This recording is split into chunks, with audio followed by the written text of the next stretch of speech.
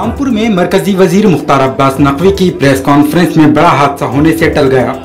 रामपुर के नुमाइश ग्राउंड में मुनक़िद होने वाले 29वें हुनर हाट का जायजा लेने पहुंचे अक़लियती बहबूद के मरकजी वजीर मुख्तार अब्बास नकवी ने हुनर हाट के कॉन्फ्रेंस हॉल में जैसे ही मीडिया के नुमाइंदों से खिताब करना शुरू किया तो अचानक कॉन्फ्रेंस हॉल की छत की सीलिंग्स टाइल्स मिस्टर नकवी के पीछे खड़े सिक्योरिटी एहलकारों पर गिरने लगी।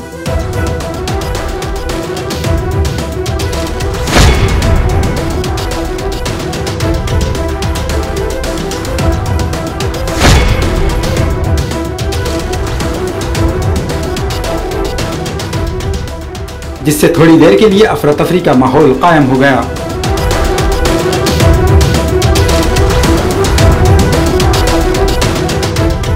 मरकजी वजीर भी बाल बाल बच गए। गनीमत रहा कि इस हादसे में कोई जख्मी नहीं हुआ।